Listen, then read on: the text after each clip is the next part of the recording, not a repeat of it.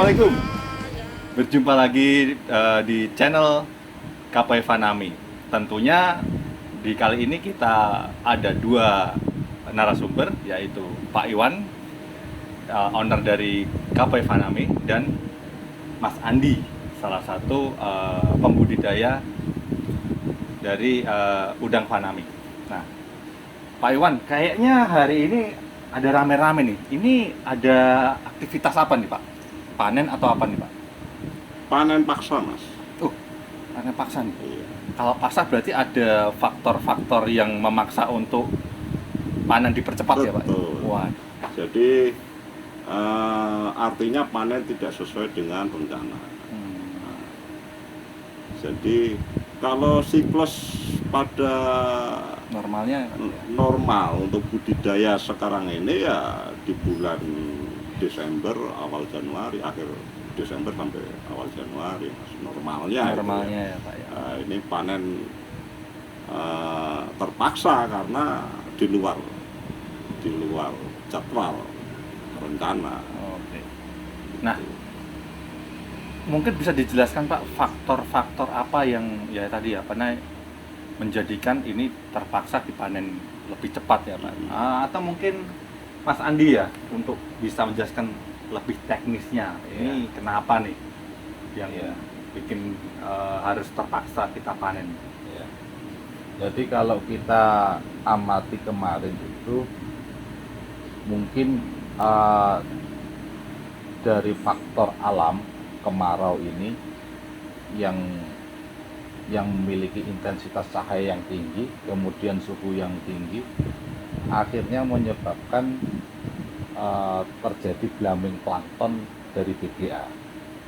Jadi BBA ini kalau terjadi blooming, akhirnya bisa menurunkan transparansi air, maksudnya itu kecerahan.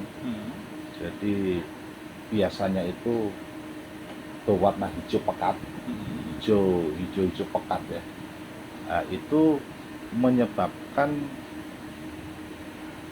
ada akumulasi dari racun-racun yang berada di dasar tambak karena terjadi penurunan DO. Jadi bloomingnya BGA ini akhirnya menyebabkan DO ini menurun.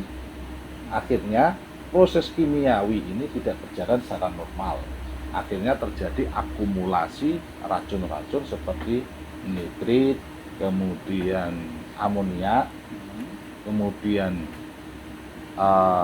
racun-racun yang lainnya, ataupun mungkin bisa memunculkan virus yang bisa menyebabkan kematian dalam udang.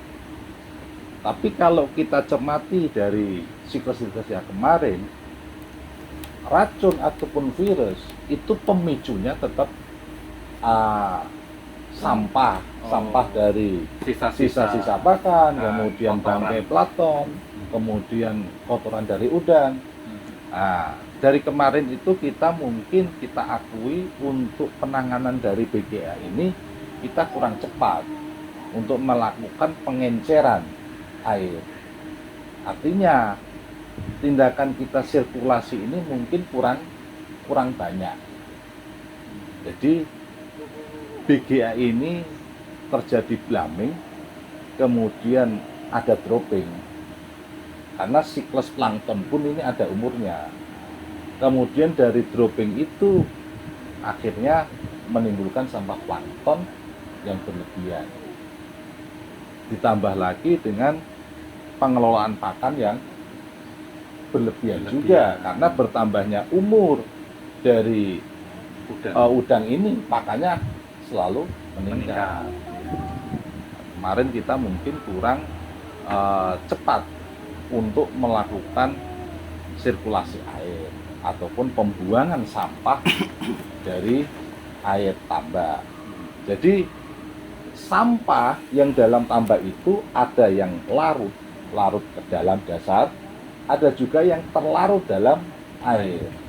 Makanya sebenarnya solusi yang paling utama yang menjadi prioritas kita adalah sirkulasi air. Karena di samping bisa mengangkat kotoran dasar air, kita juga bisa mengurangi kepadatan dalam larutan partikel-partikel dalam air. Dengan melakukan sirkulasi, akhirnya pengenceran ini bisa tercapai. Cuman kemarin itu kita mungkin telat untuk penanganan Blamin BGA. Akhirnya BGA ini terjadi grazing, kemudian dropping.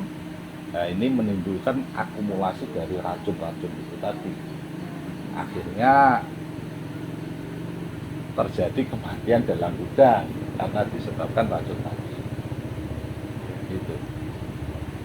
Nah, Pak, tadi kan sempat disebutkan ya Pak ya, untuk bloomingnya plankton tadi itu kan pastinya ada simptom-simptomnya dulu ya. Nah, itu tuh simptomnya apa aja Pak? Terus sampai nanti itu dimonitor dan harus memutuskan apakah ini bisa diobati atau terpaksa harus dipanen, itu gimana? Bisa dijelaskan di situ? Oke. Jadi begitu memang tidak serta-merta ya masalah ini. Jadi kondisi air yang disampaikan Mas Andi tadi, kondisi air ini BGA itu jenis plankton yang memang keberadaannya ini kalau terlalu banyak itu menyulitkan, dan terbukti kemarin itu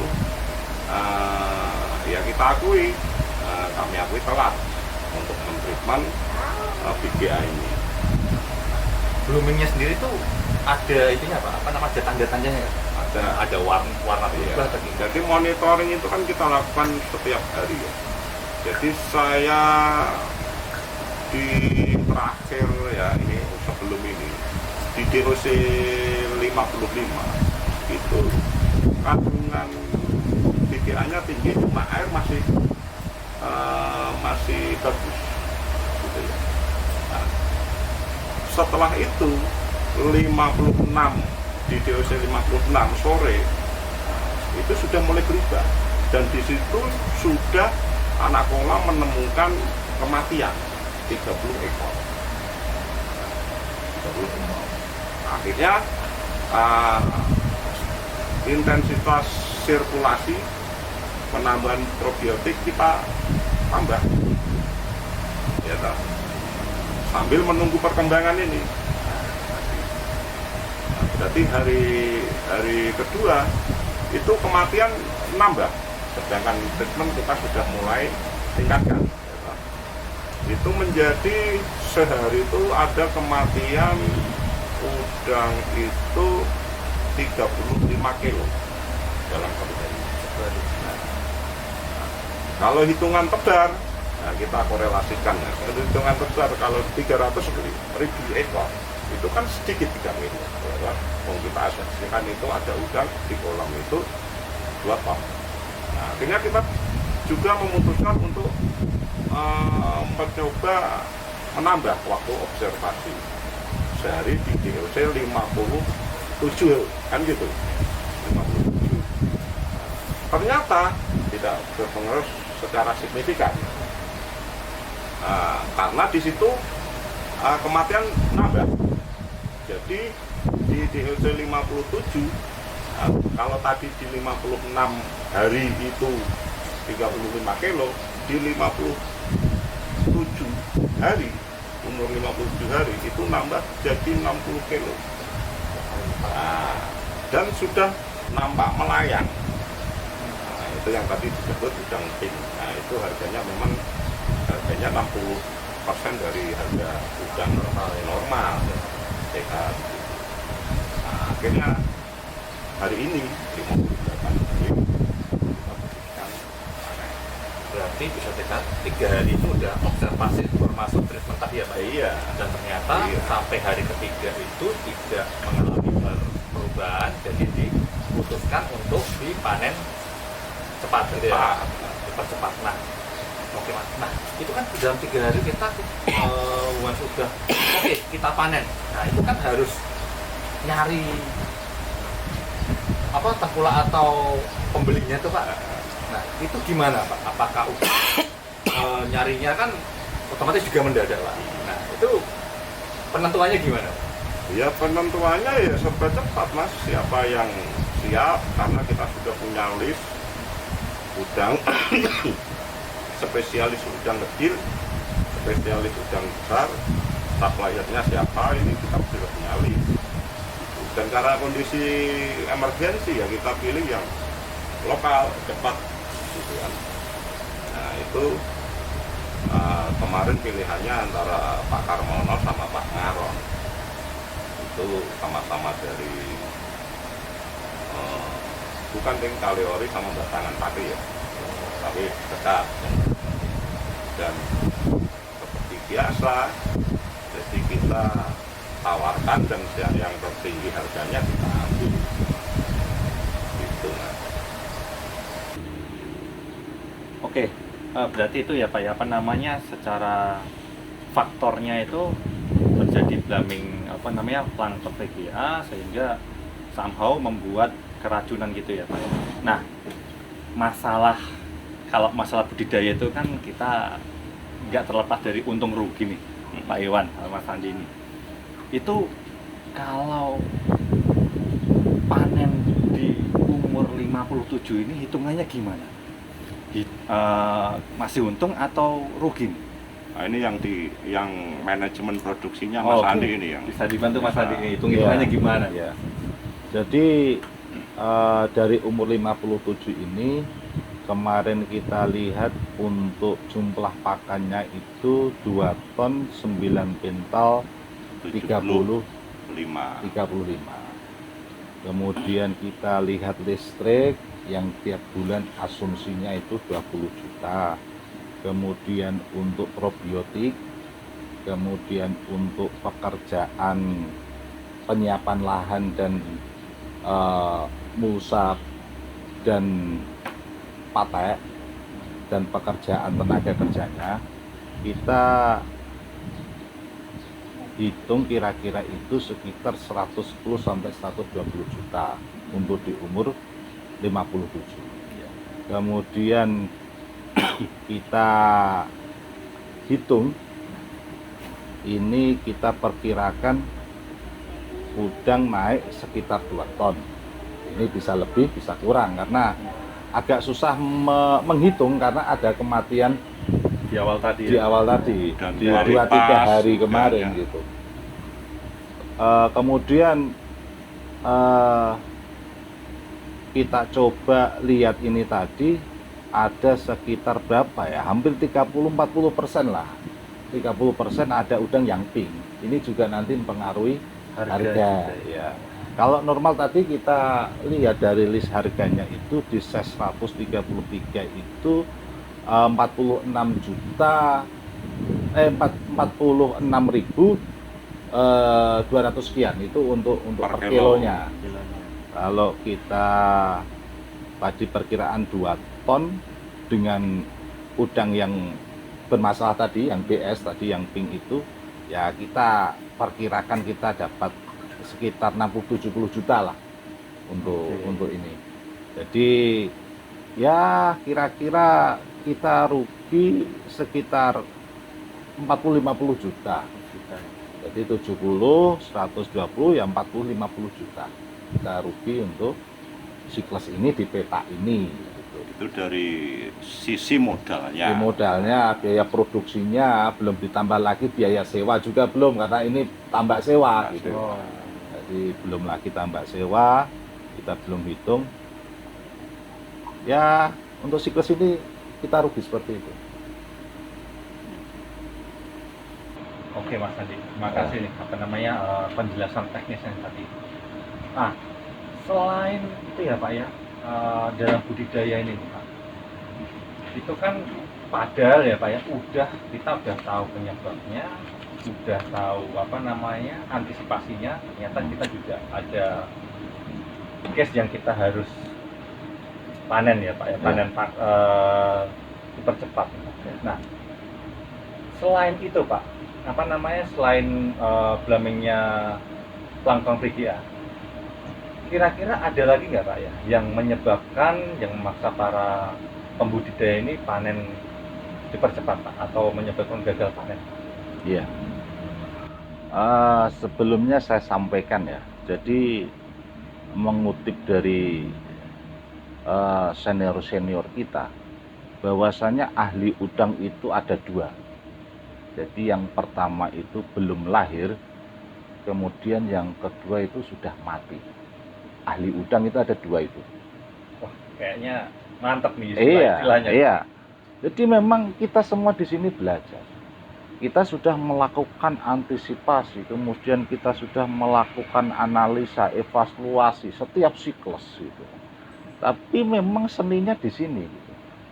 Seninya di sini karena yang kita hadapi ini bukan barang mati. Yang kita hadapi adalah barang hidup. Barang hidup yang berhubungan dengan alam. Setiap siklus itu pasti ada perbedaan-perbedaan masalah gitu. Dari seperti sekarang ini musim kemarau ini kecenderungannya memang salinitas tinggi, kemudian suhu tinggi, kemudian akhirnya terjadi blaming-blaming plankton termasuk blaming BGA. Ini BGA pun bisa menyebabkan langsung kematian yang terjadi di kolam ini, juga bisa menyebabkan white faces juga. Bisa menyebabkan white faces. Ini terjadi di kolam yang lainnya, bukan milik kita. Ini juga terjadi white faces gitu kan. Makanya ya kita terus belajar lah. Kita terus evaluasi, kita terus belajar bagaimana kita menghadapi setiap siklus ke depannya. Karena tadi ahli udang itu ada dua, yang pertama itu belum lahir, yang kedua sudah mati. Seperti itu. Jadi kita tetap terus belajar, evaluasi dari setiap siklus untuk mendekati keberhasilan. Biasanya seperti itu, Pak. Wah, kalau biasanya kan tiap siklus ada evaluasi. Ya. Berarti ya hampir bisa dipastikan tiap siklus itu ada masalahnya ya, Pak? Iya, Wah, pasti itu berarti ada.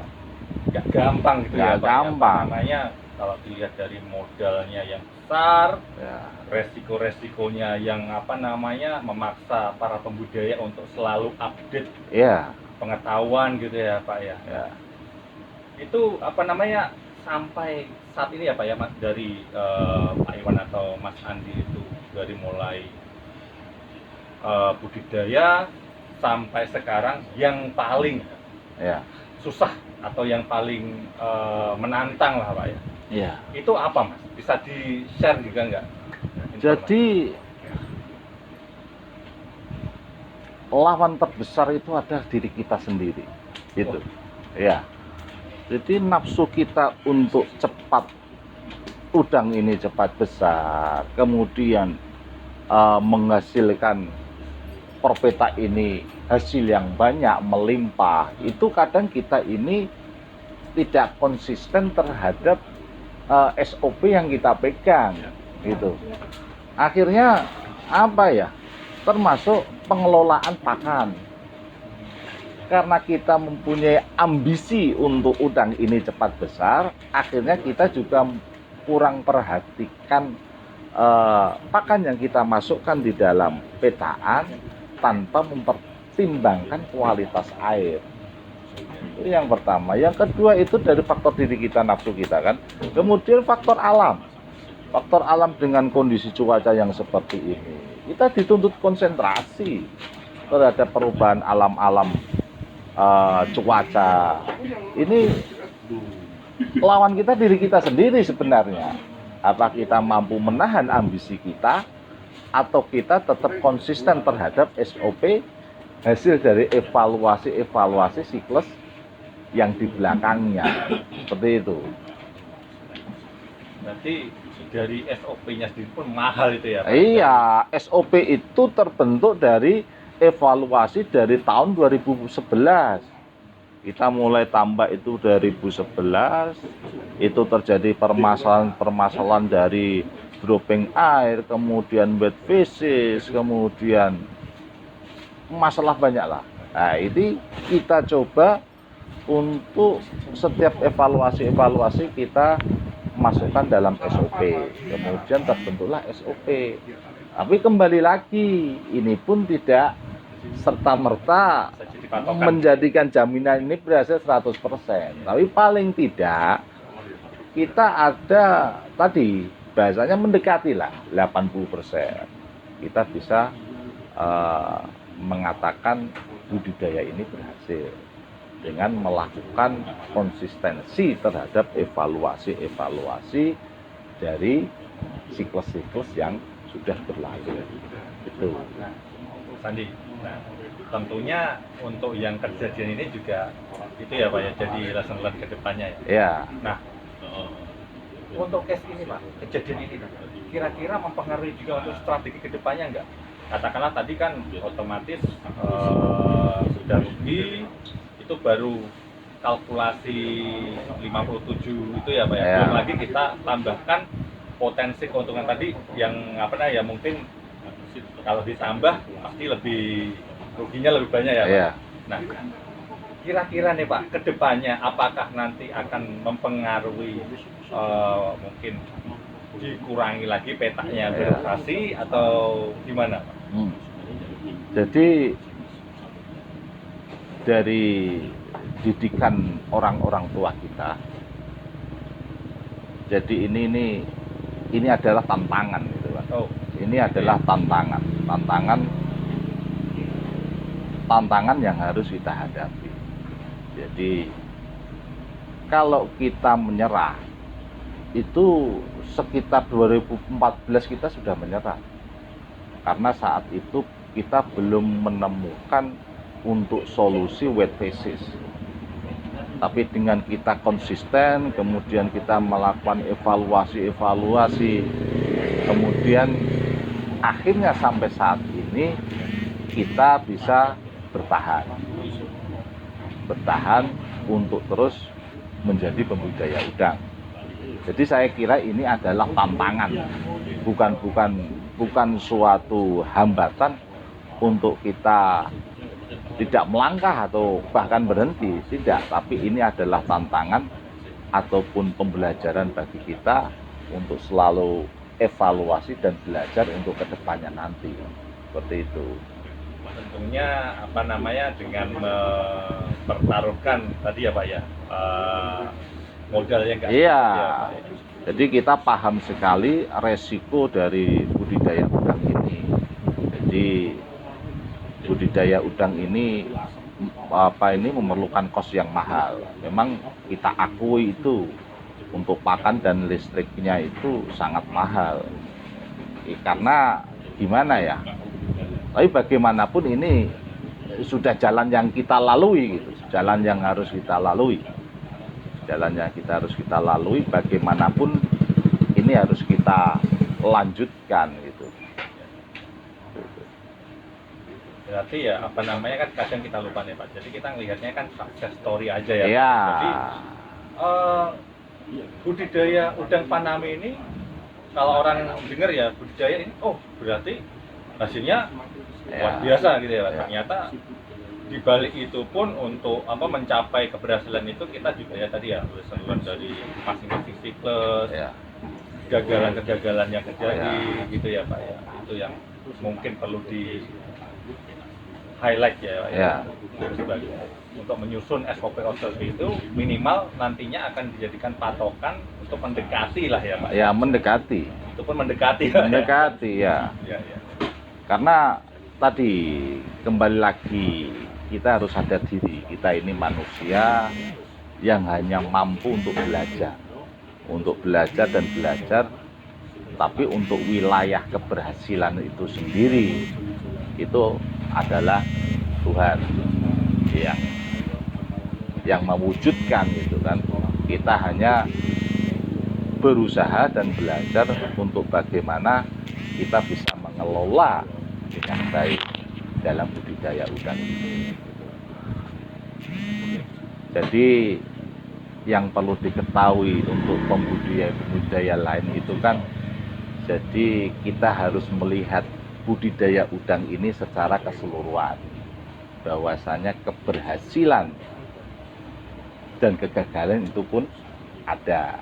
Nah, ini harus kita sadari bahwasanya memang budidaya udang ini memiliki resiko yang tinggi karena kembali lagi yang kita hadapi ini adalah makhluk hidup yang juga dipengaruhi oleh faktor alam.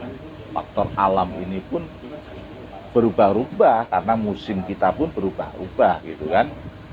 Nah, untuk itu memang diperlukan kekuatan untuk istiqomah gitu kan, kekuatan dari mental kita untuk terus evaluasi dan belajar memperbaiki SOP yang kita terapkan untuk budidaya udang ini. Karena tadi sudah saya sampaikan, untuk setiap siklus ini permasalahannya berbeda. Dari faktor diri kita sendiri untuk nafsu untuk cepat membesarkan udang dengan panen yang melimpah. Di satu sisi juga ada faktor alam yang memang kita manusia ada batasannya untuk memprediksi faktor alam ini. Seperti itu. Pemirsa, kita udah mendengarkan penjabaran dari Pak Iwan dan Mas Andi terkait kasus bloomingnya plankton yang menyebabkan gagalnya panen. Nah, yang perlu kita garis bawahi adalah semua usaha, semua budidaya pasti kan ada resikonya. Kewajiban kita atau kewajiban para budidaya itu yang terus berikhtiar, belajar dari kesalahan, belajar dari siklus-siklus sebelumnya untuk bisa mendapatkan cara yang bisa mendekati keberhasilan ke depannya. Nah, itu ya termasuk juga budidaya Faname, di mana kita tahu bahwa modal yang kita butuhkan tidak sedikit. Memang kita ketahui jika berhasil hasilnya juga lumayan, tetapi ya jangan lupa untuk usaha di belakang tersebut kita juga harus ekstra. Mungkin konten hari ini semoga bisa menginspirasi untuk teman-teman kalian. Itu saja, terima kasih dan sampai jumpa.